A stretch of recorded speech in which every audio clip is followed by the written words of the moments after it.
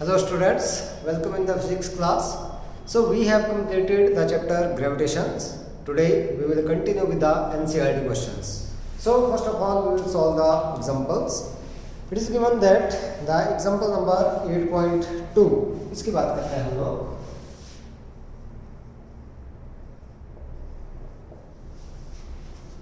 In this it is given that three equal masses of m kilogram each are fixed at the vertices of an equilateral triangle ABC. A part पूछा गया है, what is the force acting on the mass 2m placed at the centroid G of the triangle? What is the force if the mass at the vertex A is double? Take AG is equal to BG is equal to CG, that is equal to 1 meter. ये हमारे पास दे रखा है यहाँ पर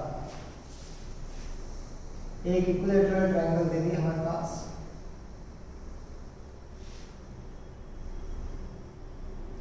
this is equilateral triangle.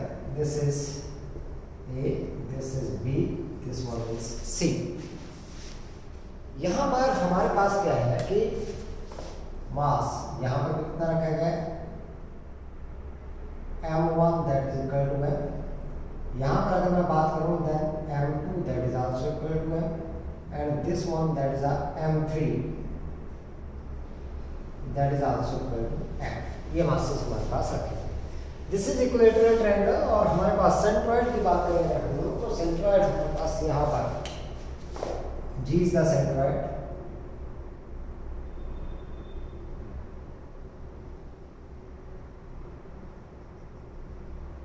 This one is centroid. इसका नाम दे दिया हम लोगों ने क्या G. Sorry, this is G और यहां पर हम लोगों ने मास रख दिया कितना 2m.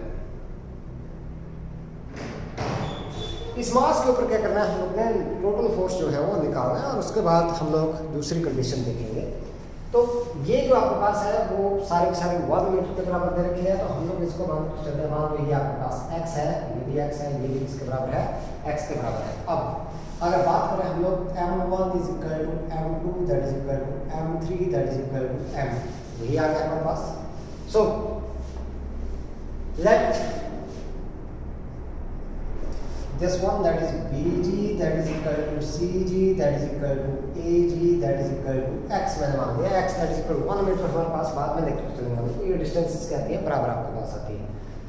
अब हम लोग फोर्स निकालेंगे इस मास की वजह से इसके ऊपर. सो F1 मैं यहाँ से देखता हूँ that is F1 that is equal to G m1 m2 कितना है 2m अपॉन डिस्टेंस का square x square. This one. So this force that is along ये इसको क्या करेगा अट्रैक्ट करेगा इस साइड को. मेरे पास ये फोर्स आ गया इस डायरेक्शन में. This is force F1. ये डायरेक्शन है हमारे पास इस फोर्स की आगे इस side. So this is along GA इस डायरेक्शन में आपके पास है. दूसरा निकाले हम लोग इसकी वजह से इसके ऊपर फोर्स निकालें तो हमारे पास F2 that is again GM into 2m upon x square. और ये जो फोर्स है आपके पास F2 that will B along this direction. ये हमारे पास आ गया F इस direction. So F2 that is along GB and then this F3 that is equal to Gm into 2m upon x square. and this force ये आपके पास बनेगा F3 and this force is along GC. यहां से देखें अगर हम लोग तो F1 is equal to F2 that is equal to F3. तीनों का मैग्नीट्यूड क्या है आपके पास बराबर है. लेकिन डायरेक्शन हमारे पास नहीं है तो हम लोग निकालेंगे रिजल्टेंट का. देखो इन दो का रिजल्टेंट हम लोग निकाल लें तो क्या करेंगे पैरेललोग्राम कंप्लीट कर लेंगे हम लोग. यहाँ पर ये फोर्स आपके पास लग जाएगा इस डायरेक्शन में. Let this resultant is Fx और ये पॉइंट मैंने नाम दे दिया D. जस्ट सो ये फोर्स इज आपके पास ये आ गया था F1 के बराबर. ये फोर्स हो गया F2 मैग्नीट्यूड के बराबर है. This force is F3. ये हमारे पास है. ठीक है. रिजल्टेंट हमारे पास इस डायरेक्शन में आ गया F'. अब देखते हैं हम लोग. देखो ये एंगल 30 डिग्री क्योंकि आपके पास इक्विलेटरल ट्रायंगल जो 60 था ये बन गया आपके पास. इसका मीडियन क्या करता है आपके पास एंगल को डिवाइड कर देता है, बाइसेक्ट कर देता है, तो ये 30 डिग्री, ये 30 डिग्री, तो इस ट्रायंगल में ये बन गया कितना 120 डिग्री। इसका मतलब F2 और F3 के बीच का एंगल कितना आ गया, that is 120 degree. So the resultant of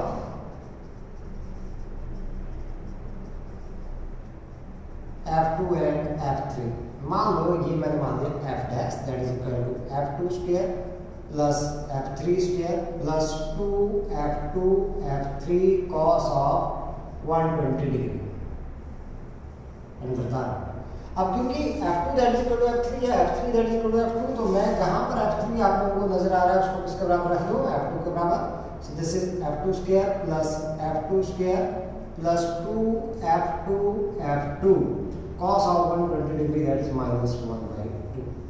इस 2 से ये 2 कैंसिल आउट, मेरे पास आ गया यहाँ से F dash that is equal to F2 square plus F2 square minus F2 square into एक कैंसिल आउट हो गया, बच गया F2 का square, F dash that is equal to F2 square under the root, so this F dash that is equal to F2 along कौन सी direction, GD opposite to F1।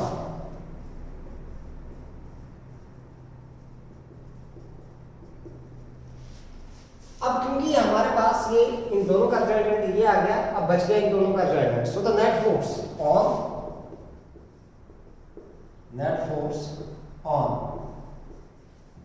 Mass 2m, इसके ऊपर हम लोग नेट फोर्स निकालेंगे। इन दोनों का resultant बच गया F that is equal to that is F1 minus F dash, so that is F1 minus F2 के बराबर।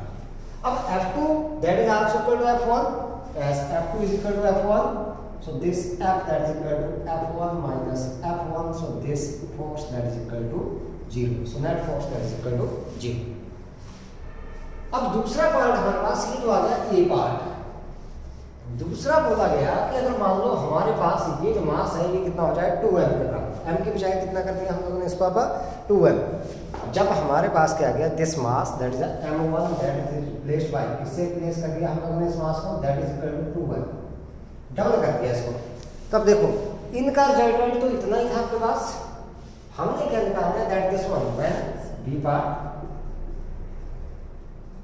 m1 that is equal to 2m, so net force F that is equal to किसके बराबर, ये तो आपके पास आ गया किसके बराबर, डबल हो जाएगा आपके पास, तो इसका मतलब ये आ गया आपके पास किसके बराबर, डबल ऑफ F1 के बराबर, इसके बराबर आ गया that is equal to F is equal to ये हमारे पास आ गया 2 F1 निकालना है F1 2 यहाँ से G 2m into 2m upon x square that is equal to किसके बराबर, हमारे पास x की वैल्यू बाद में रख देंगे हम लोग, so that is equal to 4g m square upon x square, means हमारे पास that is equal to x is equal to 1, तो f dash f1 that is equal to 4g m square, और F1 और F2 that is equal to ये भी इसके बराबर आएगा आपके पास। तो अगर हम बात करो that is F2 that is equal to 2gm square and F3 that is equal to 2gm square के बराबर आपके पास है, ठीक है। x की वैल्यू रख दी हम लोग। अब resultant net force F dash net force F that is equal to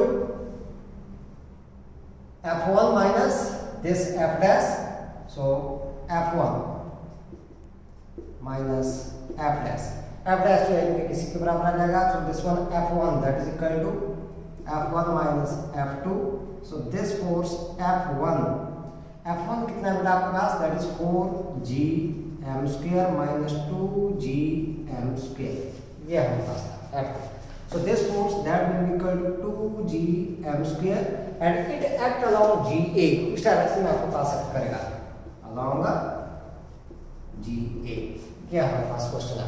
तो यहाँ पर हम लोगों ने क्या किया that the principle of superposition that is used, हमने यूज करके यहाँ पर प्रिंसिपल ऑफ सुपरपोजिशन। अब बात करते हैं हम लोग इसकी, यहाँ पर थोड़ा सा पोटेंशियल एनर्जी की बात करते हैं हम लोग। पोटेंशियल एनर्जी हम लोगों ने किस तरीके से निकालनी है due to a system of masses. मतलब नंबर ऑफ मासेस हमारे पास दे रखे हो और हम लोगों ने निकालनी है पोटेंशियल एनर्जी। ध्यान दें, अगर हमारे पास कुछ मासेस दिए गए हैं, जैसे मान लो ये आपके पास मास है m1 है, यहाँ पर आपके पास m2 है, यहाँ जैसे कोई m3 आपके पास आ गया और यहाँ जैसे आपके पास आ गया m4। इस तरीके से आपके पास नंबर ऑफ मासेस दे रखे हैं। इनके बीच की दूरी मैंने मान ली r12, ये मान ली r23, यहाँ से मान ली r34 और ये मान ली r14। ये डिस्टेंसेस है इनके बीच की। तो पोटेंशियल एनर्जी जब भी हम लोग निकालते हैं, देखो हमने मासेस ऐसे लिख रहे हैं m1, m2, m3, m4, ठीक है, ये मासेस लिखिए। हमने चलना है जब भी पोटेंशियल एनर्जी निकालनी है u that is equal to, दोनों की वजह से निकालनी है तो पहले लिखेंगे हम लोग माइनस, पोटेंशियल एनर्जी किसमें आती है, minus G M M upon R के बराबर आती है, ठीक है। इसी तरीके से करते हैं हम लोग। तो यहाँ पर भी हम लोग क्या करेंगे, पहले इस मास से चलेंगे। देखो यहाँ से ये पहला रिवर्स नहीं आना है, इसके पास जाएंगे, यहाँ पर चलेंगे या फिर यहाँ पर चलेंगे, इनका प्रोडक्ट लेना है, ठीक है। तो मैथ लिख दिया यहाँ पर जी m1 m2 अपॉन इनके बीच की डिस्टेंस r12 माइनस जी, फिर m1 से m3 तक के m1 m3 r13 माइनस जी, फिर m1 से पहुंच गए कहाँ तक, m4 तक r14, फिर यहाँ पर माइनस देते हैं। अब इससे चल रहा है हम लोग, ये जाएगा कहाँ से 3 और यहाँ से 4 तक। तो मैं लिख दिया जी m2 m3 r23 माइनस जी m2 m4 r24। अब बच गया ये कौन सा 3 वाला बच गया, तो ये सीधा यहीं तक जाएगा क्योंकि रिवर्स नहीं आना है हम लोगों को। तो बच गया आपके पास माइनस जी m3 m4 और ये r34 के बराबर। इस तरीके से जितने भी चार्जेस दिए गए हों आपको पोटेंशियल एनर्जी जो है वो निकाल सकते हैं। तो अगला क्वेश्चन जो है इसी पोटेंशियल एनर्जी से रिलेटेड है, जहां से हम लोगों ने ये पोटेंशियल एनर्जी निकालनी है। तो देखते हैं हम लोग क्या दे रखा है हमारे पास। इसमें बोला गया हमारे पास कि that the example number this is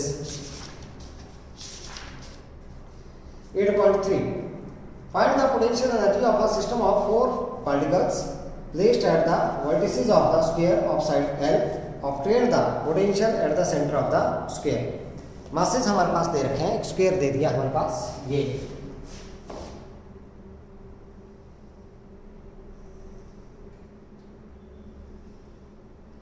this is a square, this is A B C D. इसकी जो साइड है वो किसके बराबर है, एल के बराबर है। This is equal to L. अब यहाँ पर मासेस रखे गए हैं, यहाँ पर मैंने मान लिया this one is m1 is equal to m, यहाँ पर m2 that is also equal to m, यहाँ पर आपके पास m3 that is also equal to m, और यहाँ पर आपके पास m4 that is also equal to m के बराबर हमारे पास ऐसे दे रखे हैं, ठीक है। डिस्टेंसेस अगर हम लोग निकालें यहाँ पर, तो ये डिस्टेंस अगर मैं निकाल दूं यहाँ से, तो पाइथागोरस थ्योरम लगाऊंगा तो ये पूरी डिस्टेंस आपके पास आ जाएगी किसके बराबर, √2l, ये वाला, ठीक है। ऐसे ही ये डिस्टेंस भी किसके बराबर आ जाएगी, this one is also equal to √2l के बराबर। ये सेंटर मैंने मान लिया, यहाँ पर पोटेंशियल निकालना वो बाद में निकालेंगे हम लोग, ठीक है। सो हम लोग यहाँ पर निकालेंगे पोटेंशियल एनर्जी निकालेंगे, तो यहाँ से देखते हैं हम लोग कि क्या आपके पास आ रहा है, दिस वन डिस्टेंस आपके पास, ये भी l के बराबर है, ये भी l के बराबर है, और ये बीच में होगी जिसमें √2l के बराबर। So potential energy of the system of the charges u that is equal to minus G m1 m2 और ये r1, ठीक है। तो m1 m2 यहाँ से चले हम लोग, पहले यहाँ से जाएंगे यहाँ पर, यहाँ से जाएंगे यहाँ पर, यहाँ से जाएंगे यहाँ तक, ठीक है। तो ये देखते हैं हम लोग minus G M M upon r12, ये हमारे पास इसके बराबर आ गया l, minus G M M, हम लोग चले यहाँ से यहाँ तक, तो ये डिस्टेंस है √2/l, दिस वन √2l के बराबर, ठीक है। फिर माइनस जी एम एम, पहुँच गए इस थर्ड तक हम लोग, इसके डिस्टेंस किसके बराबर है, l के बराबर। फिर माइनस, अब यहाँ से स्टार्ट करें, यहाँ से चले थे हम लोग, यहाँ पर वापस नहीं आना मुझे, यहाँ से चले हम लोग तो किसके बराबर minus G M M L, यहाँ से यहाँ तक पहुँच गए, फिर यहाँ से यहाँ तक जाएंगे हम लोग minus G M M upon, यहाँ से ये डिस्टेंस आ गया √2L के बराबर। फिर बच गया आपके पास कौन सा, ये थर्ड बच गया। थर्ड से कहाँ तक पहुँच जाएंगे, फोर्थ तक ही जाएंगे, तो आ गया आपके पास G M M upon L. अब देखिए 1 2 3 4 चार आ गया आपके पास। So u that is equal to minus G M square कर दिया मैंने इसको अपॉन एल, कितने टाइम्स है ये, 4 टाइम्स, 4 आ गया। तो minus G M square upon √2L, कितने हैं ये 1 2, तो 2 से यहाँ मल्टीप्लाई कर देंगे, क्योंकि जी एम स्क्वायर आपके पास क्या है, कॉमन आ रहा है, तो मैंने लिख दिया इसको किसके बराबर, दैट इज 2gm ले लेते हैं हम लोग कॉमन, तो यहाँ से मैंने ले लिया minus 2gm square by L, ये मैंने ले लिया कॉमन। इनसाइड मेरे पास बच गया यहाँ से कितना 2 प्लस दिस इज 1/√2 के बराबर, ठीक है। 1/√2 अगर हम लोग देखें तो ये -2gm स्क्वायर बाई एल, ये 1/√2 आपके पास आ जाता है 0.707 के बराबर। So this u that is equal to -2gm square by L and this one is 2.707। 2 से मल्टीप्लाई कर देते हैं इसको, तो हमारे पास आ गया ये कितना 14 और 5 minus gm square upon L means u that is equal to -5.4। 1 लिखना हो तो लिख दो आप लोग, नहीं तो gm square upon L, this one is the potential energy of the system of the charges, ये हम लोगों ने निकाल दिया। अब दूसरी बात हम लोगों से पूछा गया यहाँ पर क्या पोटेंशियल निकालना है हम लोगों ने, ठीक है। तो पोटेंशियल अगर देखें हम लोग तो पोटेंशियल इस पॉइंट पर ये डिस्टेंस अगर मैं बात करूं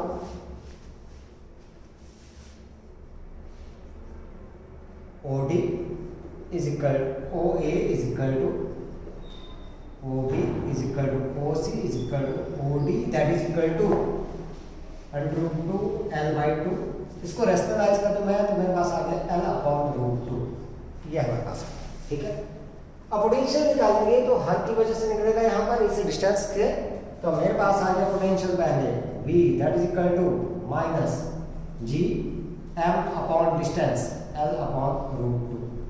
ऐसे ही अगले का उतना ही आएगा, वैसे ही इसका आएगा, ऐसे इतना, तो किससे 4 से मल्टीप्लाई कर देंगे हम लोग उसको, या मैं लिख देंगे gm upon L/√2 minus gm upon L/√2 minus gm upon L/√2, इस डिस्टेंस 1 2 3 4 मासेस में ऐसे मिल गया। So b that is equal to -4, ये √2 आपके पास ऊपर चला गया, gm upon l। So this one is the potential at the centre. O के ऊपर हम लोगों ने क्या निकाल लिया, यहाँ पर पोटेंशियल जो है वो निकाल लिया। तो इस तरीके से हम लोगों ने ये क्वेश्चन भी कर लिया। अब हम लोग स्टार्ट करेंगे कहाँ से, एनसीईआरटी नहीं, एक एग्जांपल और देखते हैं हम लोग। This is example number 8.8। ये 8.3 था आपके पास, हम लोग बात करते हैं इसकी एग्जांपल नंबर 8.8।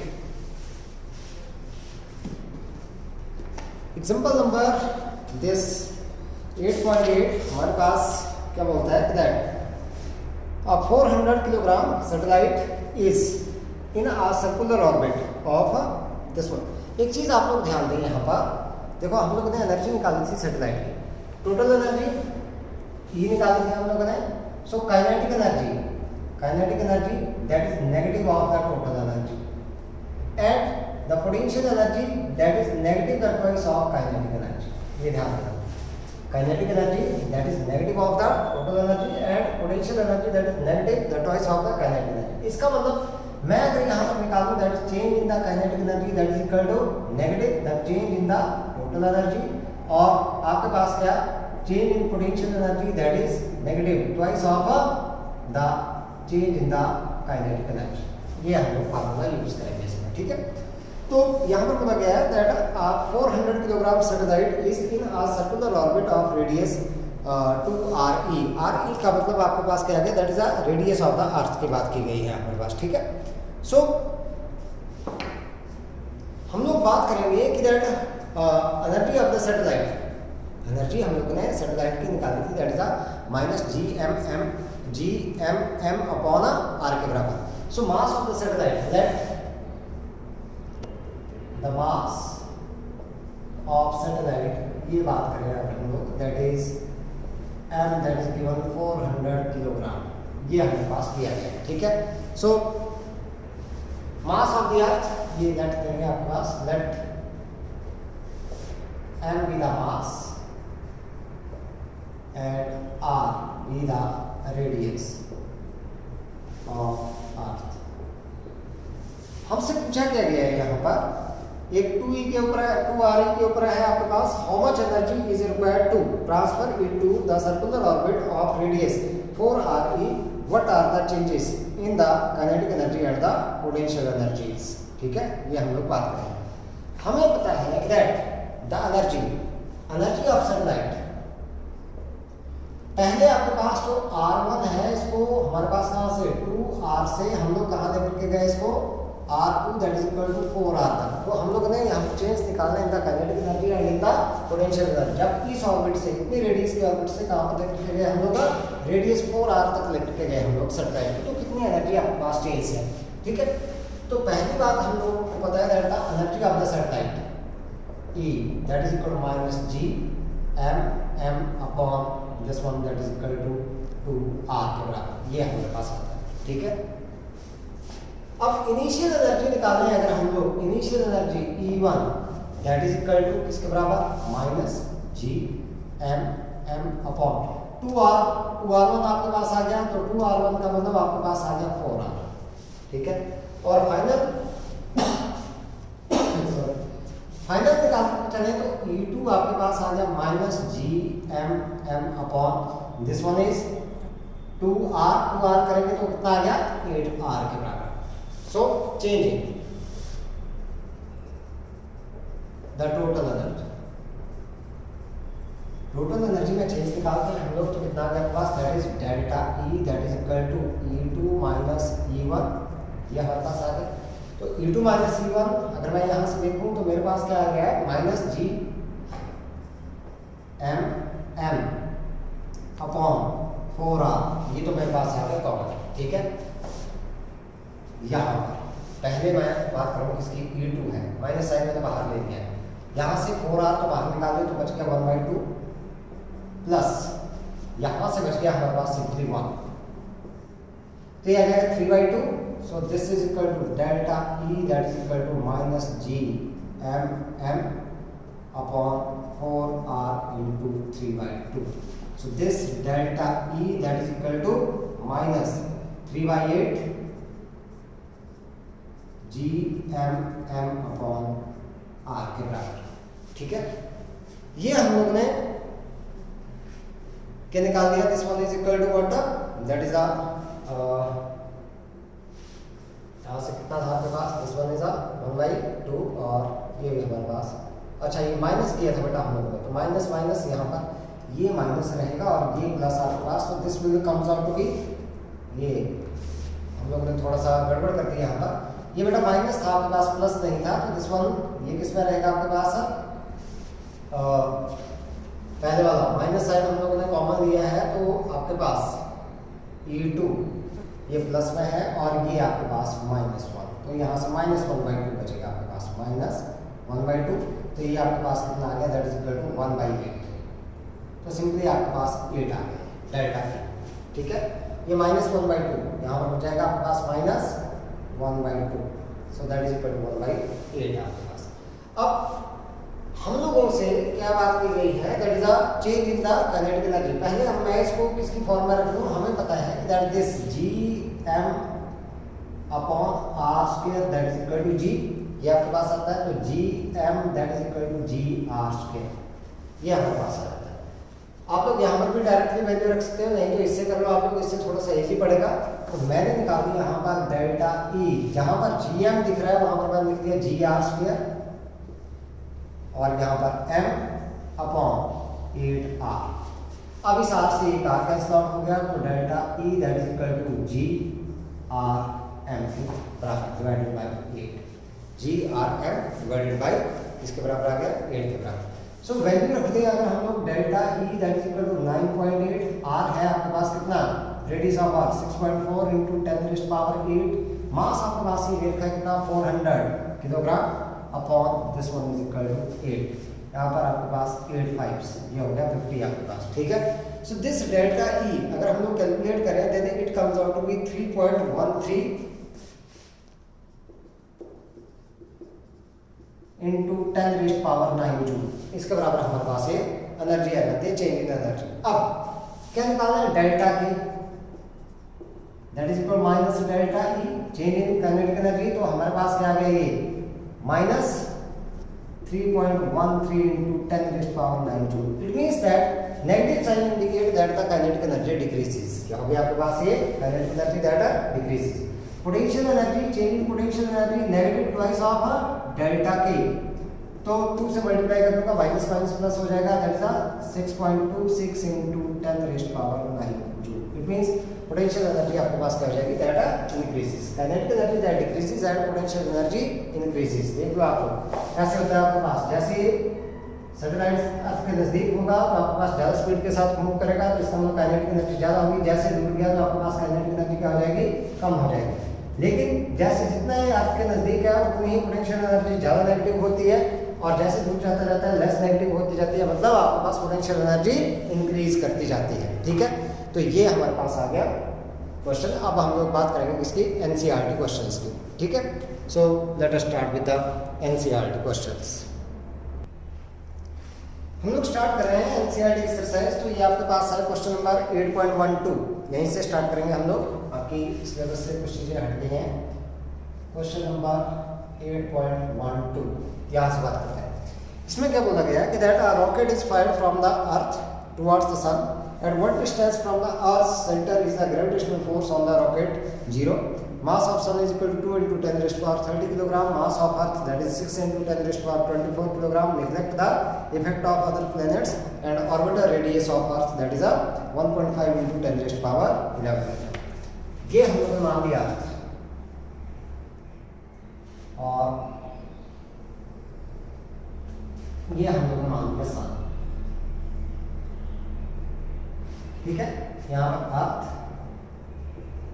और ये मान लिया हम लोगों ने सन। किस साइड को, अर्थ से हमारे पास सन की तरफ को कोई जो सैटेलाइट है इसका मास मैंने मान दिया m1 के बराबर, और इसका मास मैंने मान दिया m2, ठीक है। ये दोनों हम लोगों ने मान दिए m1 and m2। So mass of earth that is 6 into 10⁻24 kilogram, and mass of sun that is given, that is a 2 into 10⁻30 kilogram. इन दोनों के बीच की जो डिस्टेंस है हमारे पास वो मैंने मान दी r के बराबर 10, और ये r आपके पास देखा है that is a 1.5 into 10⁻11 metre, that is astronomical unit हम लोग ने कर रखा है।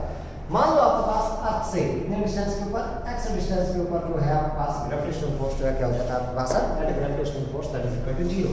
तो अर्थ से ये डिस्टेंस मान लिया हम लोगों ने x के बराबर, ये पॉइंट P हम लोगों ने मान लिया, तो यहाँ पर आपके पास ये डिस्टेंस बचेगी r माइनस x के, ठीक है। इसका मतलब आपके पास gravitational force on that one planet और that one satellite rocket at point P is equal to the gravitational force due to the sun on the rocket। दोनों क्या होना चाहिए, बराबर। अब क्या आ रहे हैं, इक्वल एंड अपोजिट आएंगे आपके पास, तो मैं क्या लिख सकता हूँ यहाँ पर, that this one g m1 m upon m मान लिया मैंने mass of rocket upon x square that is equal to g m2 m upon r minus x का होल स्क्वायर। ये डिस्टेंस यहाँ से r माइनस x के बराबर दे रखी है, तो m से m कैंसिल आउट हो गया, g से g कैंसिल आउट हो गया, तो मेरे पास आ गया m1 upon x square that is equal to m2 upon r minus x का होल स्क्वायर। यहाँ से r माइनस एक्स का whole square upon this x square that is equal to m2 over m1। तो मैंने इसको लिख दिया that is r minus x over x that is whole square that is equal to m2 हमारे पास है किसके बराबर 2 into 10 raised power 30 upon this is 6 into 10 raised power 24। तो ये आपके पास आ जाएगा 1/3 इंटू 10 रेस्ट पावर 6 के बराबर।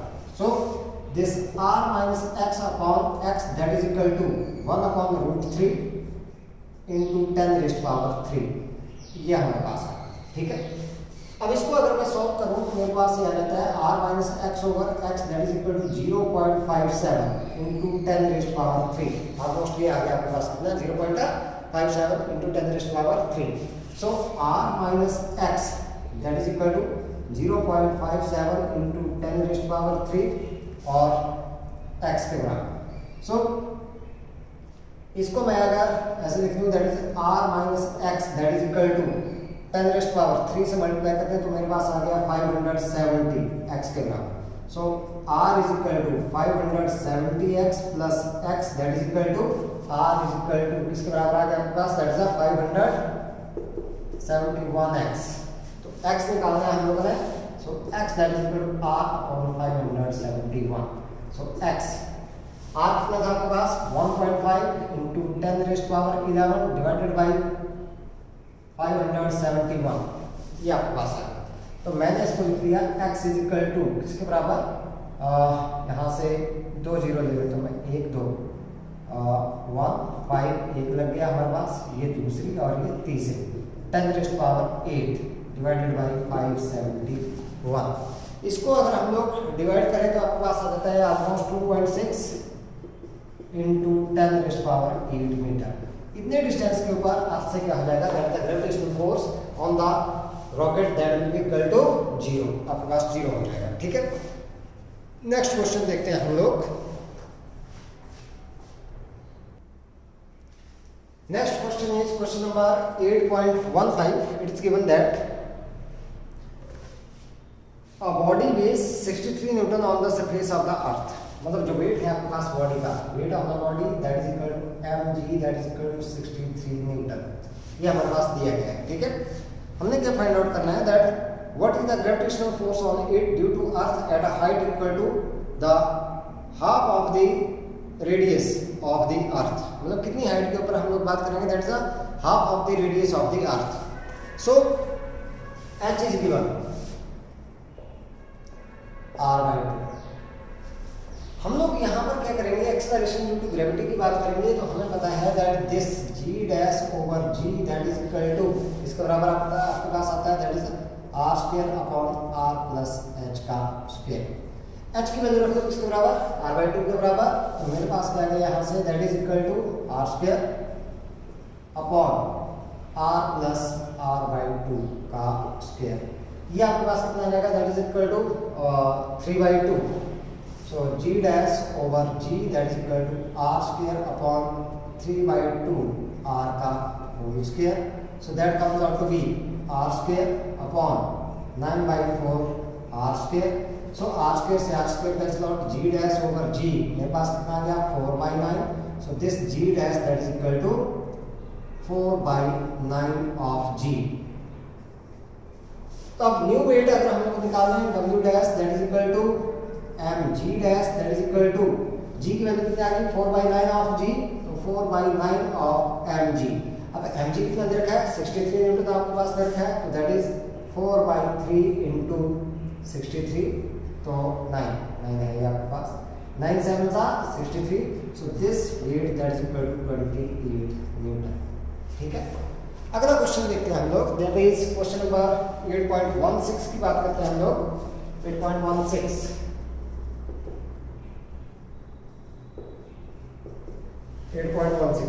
इसमें क्या बोला गया assuming the earth to be a sphere of uniform mass density how much would the body weigh halfway down the center of the earth if it weighed 250 newton on the surface। Half way down की बात की गई है, ठीक है। Surface के ऊपर कितना है आपके पास mg that is equal to 250 newton ये हमारे पास है, ठीक है, ऑन द सरफेस। तो हाफ वे डाउन की बात करें अगर हम लोग डी किसके बराबर आ गया, that is equal to R by 2, इसके बराबर आपके पास आएगा। ठीक है, सो हमें पता है with the depth G dash upon G that is equal to 1 minus D by R, 1 minus this is R by 2 by R, R से आर कैंसिल आउट हो गया तो हमारे पास क्या आ गया G dash over G that is equal to 1 minus 1 by 2 that is equal to 1 by 2। So G dash that is equal to half of जी, ये आ गया। तो वेट हम लोग यहाँ पर निकालने अगर तो new weight that is equal to M G dash, G dash किसके बराबर है, that is half of G, तो ये आ गया आपके पास half M G. M G कितना है 250, so that is equal to half into 250 newton that is equal to 125 newton. ये हमारे पास वेट आ जाएगा कहाँ पर, हाफ वेट आ। ठीक है, नेक्स्ट क्वेश्चन देखते हैं हम लोग। क्वेश्चन नंबर 8.17 की बात करें हम लोग तो बोला गया है rocket is fired vertically with a speed of 5 kilometre per second. जो स्पीड आपके पास रॉकेट की दे दी that is given 5 kilometre per second, means that is 5 into 10⁻³ metre per second. ये स्पीड आपके पास है। यहाँ से हमारे पास क्या किया गया है, रॉकेट को अर्थ के सरफेस से, ये हमारे पास रेडियस है, यहाँ से फायर कर दिया हम लोगों ने इस साइड। ठीक है, ये हमारे पास सरफेस आ गया और ये मान लो हाइट h तक वो चला गया है आपके पास। अब इसमें क्या बोला गया आपके पास कि that how far from the earth does the rocket go before returning the earth. इसका मतलब ये वहां तक जाएगा जहां पर आपके पास इसकी जो टोटल एनर्जी है इसमें कन्वर्ट हो जाएगी आपके पास पोटेंशियल एनर्जी में, मतलब इसकी काइनेटिक एनर्जी क्या हो जाएगी, 0 हो जाएगी। सो इसमें क्या देखते हैं आपके पास that the mass of the earth is given, mass of the rocket that is also mass of earth, mean radius of earth and the value of g that is given। ठीक है, मान लो that m be the mass of the rocket, हम लोगों ने क्या मान लिया m be the mass of the rocket। so mass of earth ये m मान लिया मैंने 6 into 10⁻24 kilogram, radius of earth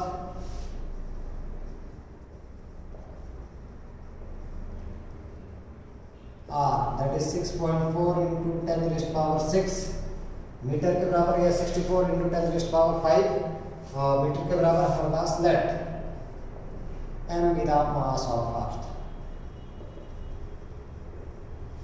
energy of the rocket हम लोग निकालेंगे कहाँ पर, यहाँ पर पहले बात करते हैं कहाँ पर, सरफेस के ऊपर। So energy of rocket,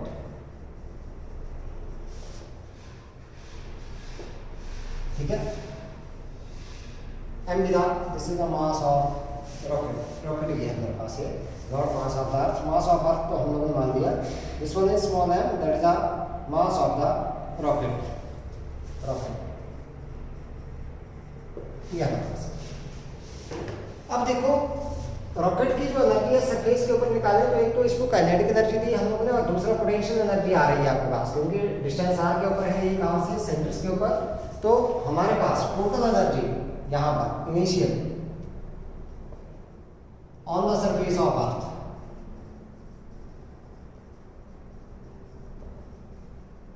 total energy that is energy E that is equal to sum of the kinetic energy plus potential energy. अब यहाँ पर अगर मैं बात करूँ दिस एनर्जी E1 मैंने मान लिया on the surface of the earth that is equal to kinetic energy half mv² and potential energy आती है minus g m upon r that is this one, ये r हमारे पास आ गया। ठीक है, दूसरी बात हमारे पास किसकी बात करें हम लोग, एट मैक्सिमम हाइट, जहां तक ये गया v तो 0 हो गया, तो इसका मतलब total energy E2 kinetic energy हो गई 0 और पोटेंशियल एनर्जी आ गई माइनस g m अपॉन, ये डिस्टेंस सेंटर से बच गई कितनी, r प्लस h के बराबर, ये हमारे पास आ गया।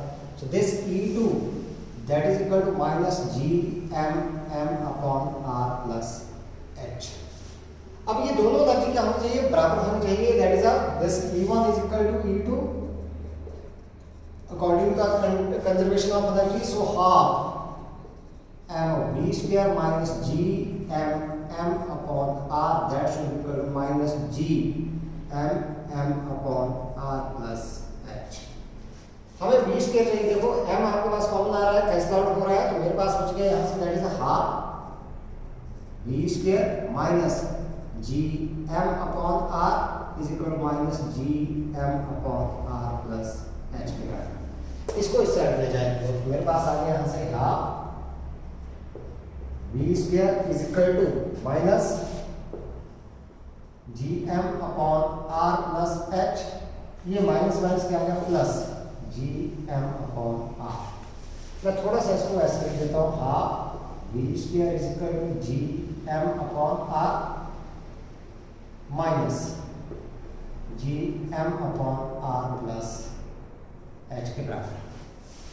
अब हमें पता है that this G M upon R square is equal to ji, so this implies that G M that is equal to G R square, इसी के बराबर आ गया आपके पास।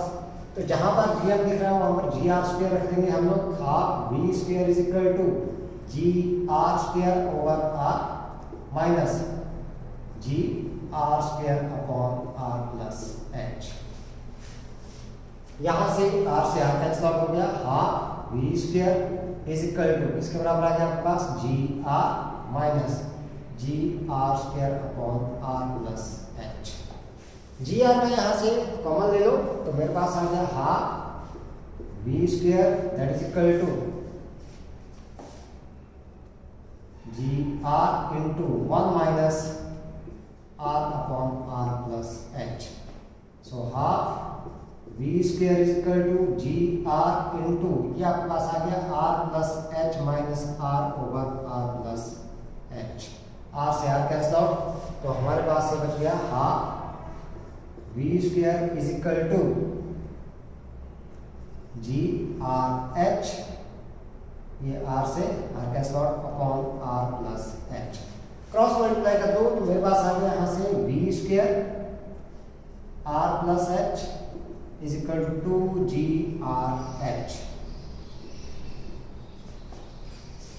सो this V square R plus V square H is equal to G R H के बराबर। इसको मैं दूसरी साइड ले जाऊं तो मेरे पास आ गया V square R is equal to G R H minus V square H. H यहाँ से कॉमन ले लो आप लोग तो मेरे पास आ गया V square R is equal to G R minus V square into H. So H is equal to यहाँ से इक्वेशन निकाल दिया हम लोगों ने, एच इज इक्वल टू इसके बराबर आ जाएगा आपके पास that is V square R upon 2GR minus V square, इसके बराबर आपके पास आ जाएगा। ठीक है, सो ये एक रिलेशन हम लोगों ने इसके लिए निकाल लिया हाइट के लिए, that is V square R upon 2GR minus V square. अब सारी वैल्यू अगर हम लोग सब्स्टिट्यूट करते हैं this one H that is equal to V आपके पास कितना था 5 इंटू 10⁻³ का स्क्वायर, आर आपके पास 6.4 into 10⁻6 divided by 2 into 9.8 into 6.4 into 10⁻6 minus V square 5 into 10⁻³ का स्क्वायर। ये सारी वैल्यू अगर मैं क्या करूँ यहाँ पर सॉल्व करूँ तो मेरे पास ये हाइट आ जाती है almost that is h is equal to 1.6 into 10⁻⁻⁰ that is equal to 6 metre के बराबर। ये height I from the surface. अगर सेंटर से बात करें हम लोग फ्रॉम सेंटर ऑफ अर्थ, ये distance r that is equal to r plus h, तो r कितना आपके पास 6.4 इंटू 10⁻6, h आ गया 1.6 इंटू 10⁻6, सो 6.4 plus 1.6 that is equal to 8 के बराबर ही आ जाएगा आपके पास। तो ये आ गया 8 इंटू 10⁻6 मीटर, कहाँ से from the centre of the अर्थ, यहाँ से हम लोग निकाल। ठीक है, नेक्स्ट वन क्वेश्चन हमारे पास दैट इज क्वेश्चन नंबर 8.18 की बात करेंगे हम लोग अब।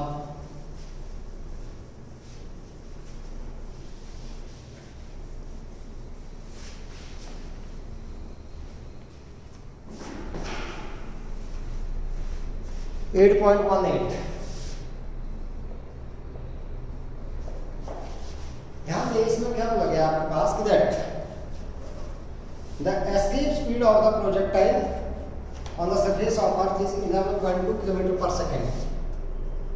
अर्थ के ऊपर 11.2 किलोमीटर पर सेकेंड, ये हमारे पास पता ही है, हम लोगों ने निकाली थी ये। It is given a body is projected out with a speed with thrice this speed. हम लोगों के पास बॉडी प्रोजेक्ट दी गई कितना, इसके 3 गुना स्पीड के साथ। ठीक है, हम लोगों ने फाइंड आउट करना है कि that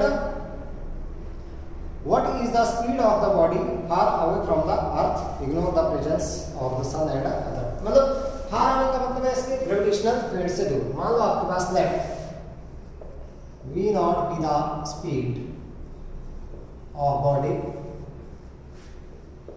far away from earth, earth की ग्रेविटेशनल फील्ड से।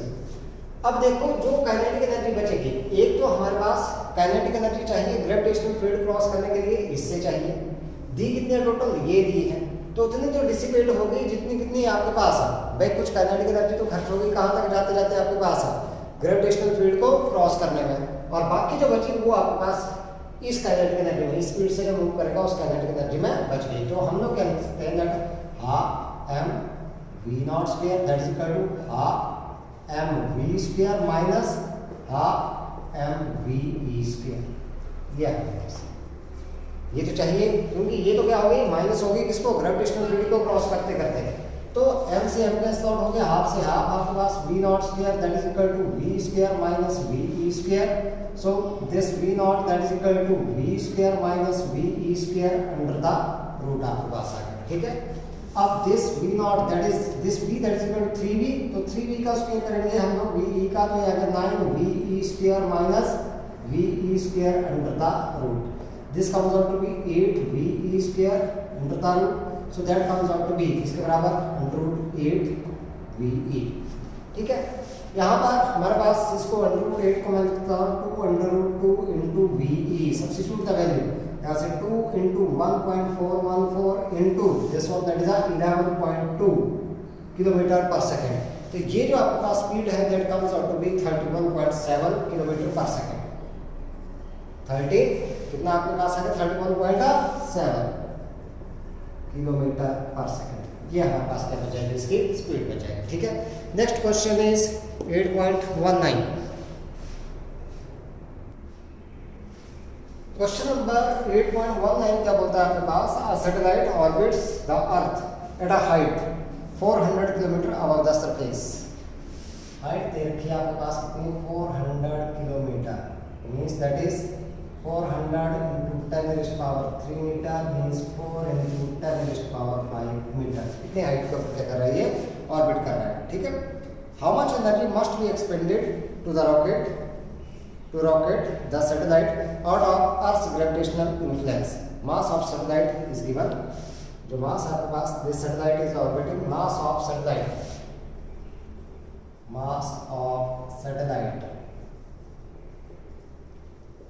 m मैंने मान दिया small m, that is given 200 kilogram, and mass of earth पता ही है हम लोगों को किसको बराबर आ गया आपके पास, that is equal to 6 into 10 raised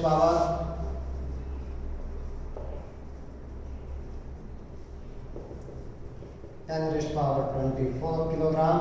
radius of earth r is equal to 6.4 into 10 raised power 6 metre के बराबर हमारे पास आ गए, या मैं इसको बोलूँ that is equal to 64 into 10 raised power 5 metre के बराबर हमारे पास। ठीक है, r की बात करूँ अगर मैं यहाँ पर that r that is equal to r plus h, जो डिस्टेंस आपके पास आती है दैट इज इक्वल टू इसके बराबर आ गया 64 प्लस 4 into 10 raised power 5। इसमें ये जो दिया हमने हाइट जो होती, so that is equal to किसके बराबर, r is equal to 68 into 10 raised power 5 metre के बराबर। ठीक है, सो एनर्जी हमारे पास ये किसके बराबर आती है, भाई कितनी एनर्जी चाहिए इसको उस ऑर्बिट से निकालने के लिए out of the gravitational field of the earth, तो वो that is equal to binding energy के बराबर आपके पास आती है, उसको बोलते हैं binding energy, that is equal to Gm/m/2r के बराबर। ठीक है, so this comes out to be that is Gm/m/2r। r तो हम लोगों ने निकाल लिया है यहाँ पर 2r, so that is g की वैल्यू रखते हैं 6.67 into 10 raised power -11 mass of earth 6 into 10⁻24, mass of the satellite कितना है 200 kilogram divided by 2 into 68 into 10⁵, ये हमारे पास एनर्जी है। तो इसको अगर हम लोग सॉल्व करेंगे then it comes out to be 5.88 into this 10⁹9 joule के बराबर। तो मैं इसको लिख सकता हूँ 5.9 इंटू 10⁹9 जूल। ये आपको पता है सॉल्व कर लेना है, ठीक है। Next one is question number 8.20।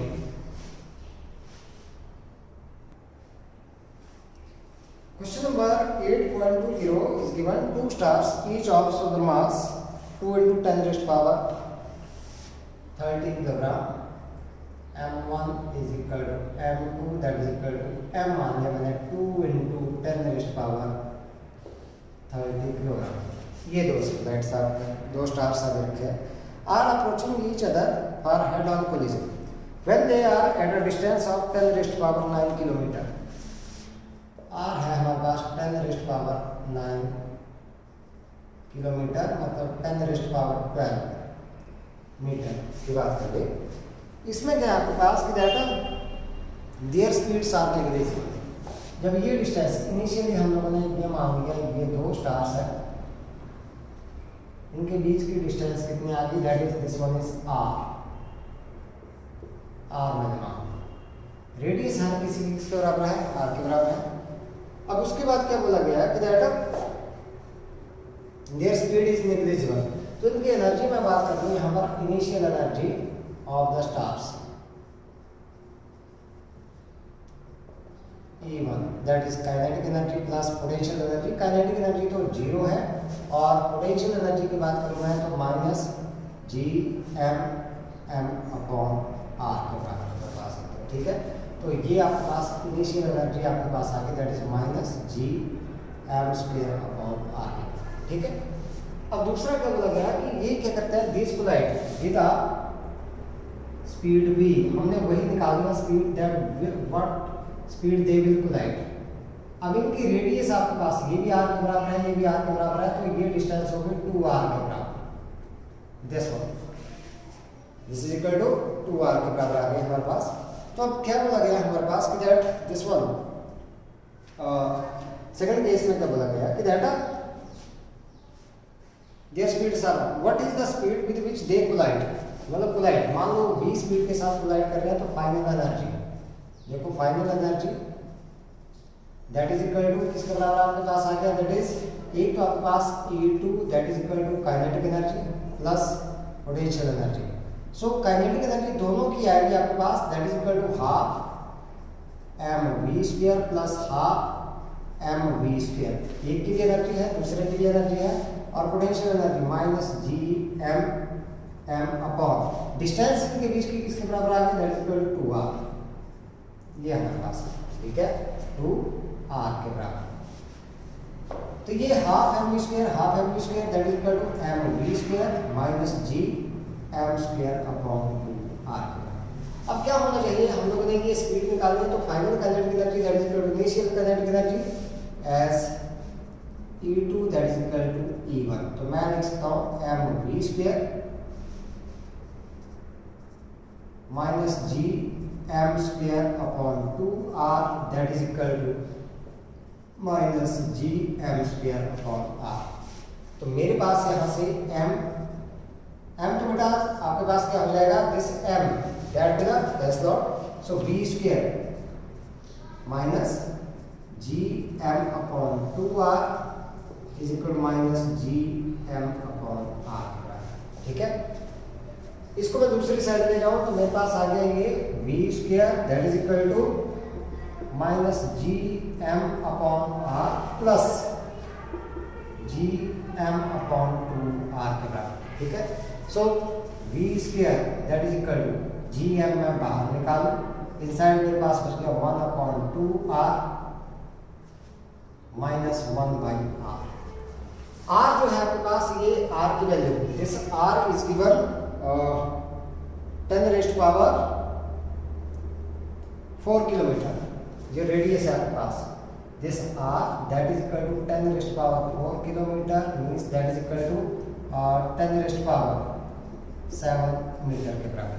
So v square that is equal to G M, यहाँ से 1 upon 2r 2 into 10⁻7 minus 1 upon r किसके बराबर था, दैट इज इक्वल टू 10⁻12।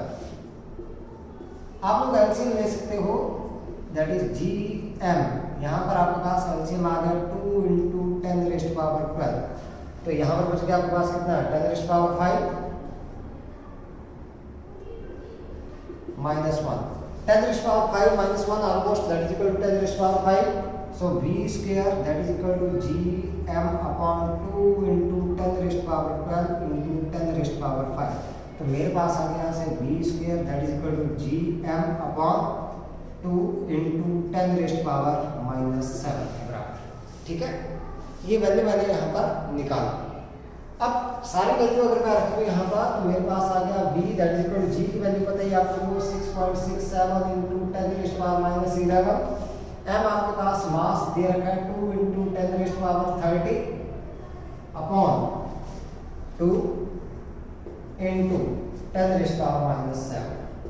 इस 2 से ये 2 कैंसिल आउट, तो v आपके पास आ गया कितना, दैट इज ये आ गया 11 और 7 18, और यहाँ से बचाएंगे 12, 6.67 into 10⁻12। So v that is equal to 6.67 under root into 10⁻6।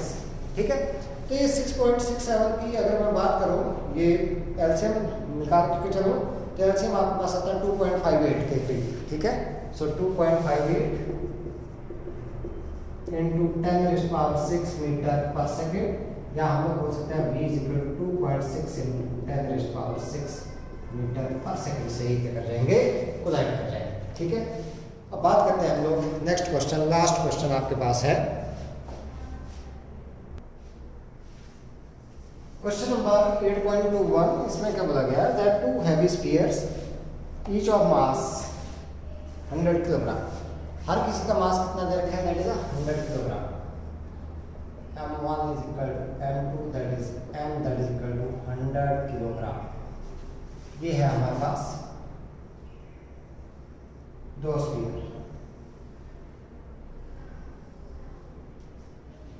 इसका मास भी m, इसका मास भी m, these are separated by a distance r मैंने मान दी यहाँ पर, इनके बीच की जो डिस्टेंस दे रखी है दैट इज गिवन 1 मीटर। ठीक है, जो डिस्टेंस है r that is equal to 1 metre. हमसे पूछा गया है कि that what is the gravitational force and potential at the mid point of the line joining the centres of the 2 spheres.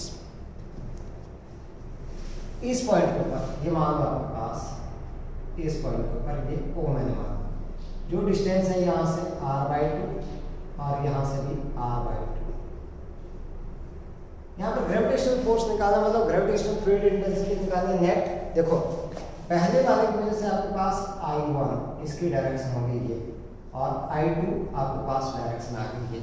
ठीक है, इंटेंसिटीज अगर मैं निकालूं, gravitational field intensities I1 that is equal to किसके बराबर आपके पास आता है, that is equal to Gm upon r के बराबर, r आ गया r/2 के बराबर, और I2 की बात करूं तो that is also equal to Gm upon r/2। So net gravitational field intensity I that is equal to, दोनों इक्वल है, अपोजिट डायरेक्शन में आ रहे हैं, तो दोनों का ग्रेडियंट आ जाएगा, that is I1 minus I2। So this gravitational field intensity that is Gm upon r/2 minus Gm upon r/2। So this gravitational field intensity that is equal to 0 has the force on the body, यह है force per unit mass, so the force on the body that is also equal to 0। कोई भी body यहाँ पर place करते हैं उसके ऊपर फोर्स कितना आ जाएगा, 0। अब दूसरी बात ग्रेविटेशनल पोटेंशियल वहाँ पर निकालना है, तो gravitational potential V that is equal to minus Gm by r किसके बराबर है, r/2 minus Gm upon r/2। तो ये this v that is equal to minus 2Gm upon r minus 2Gm upon r। So this v that comes out to be minus 4Gm upon r। ये value अगर मैं यहाँ पर रखूँ तो मेरे पास किसके बराबर आ गया, v that is equal to minus 4 into G आपके पास 6.67 इंटू 10⁻11 मास आपके पास कितना दे रखा है, दैट इज 100 अपॉन आर आपके पास कितना दे रखा है, दैट इज इक्वल टू 1 के बराबर दे रखा है। ठीक है, तो ये अगर मैं यहाँ पर फाइंड आउट करूँ तो ये आपके पास आ जाता है किसके बराबर, -2.668 के बराबर। 668 के बराबर आपके पास आ जाएगा ये इंटू 10 रेस्ट पावर, कितना बच गया यहाँ पर, -8 के बराबर। ठीक है, -8 के बराबर हमारे पास बच जाएगा। So this comes out to be that is -2.67 into 10 raised power -8। Gravitational potential आता है that is the work done per unit mass, that is joule per kilogram. ये ग्रेविटेशनल पोटेंशियल है। अब लास्ट में क्या पूछा गया कि अगर मान लो हमारे पास यहाँ पर कोई बॉडी रख दी जाए, is an object placed at the point in equilibrium, if so the equilibrium is stable और unstable. If a point is placed at this point O, then the net force on that object that is equal to 0, hence this one is in a equilibrium. इसमें आ गया equilibrium में। अब stable और unstable देखना है हम लोग ने। स्टेबल कब आता है, अगर हम लोग इक्विलिब्रियम पोजीशन से किसी ऑब्जेक्ट को डिस्प्लेस करें और फिर से वापस से अपने इक्विलिब्रियम पोजीशन के ऊपर आ जाए तो इक्विलिब्रियम इज स्टेबल। लेकिन अगर डिस्प्लेस करने के बाद ऑब्जेक्ट कभी रिटर्न बैक ना हो तो हमारे पास क्या आ जाता है, इक्विलिब्रियम इज अनस्टेबल। जैसे मान लो ये मास मैंने यहाँ पर रखा है, जैसे इसको थोड़ा सा एक भी साइड कर दिया तो आपके पास ये फोर्स इंक्रीज हो गया as compared to this one. So this object will never return back to the point O, equilibrium position. इस पॉइंट के ऊपर ये कभी भी वापस नहीं आएगा। So when the object is displaced from this point towards any body, then it will never come return back. ठीक है, it will never return back. So therefore the equilibrium is unstable. तो ये थे हमारे पास एक्सरसाइज के question बेटा। सो यहाँ तक आप लोगों ने करना है। Till then have a nice time.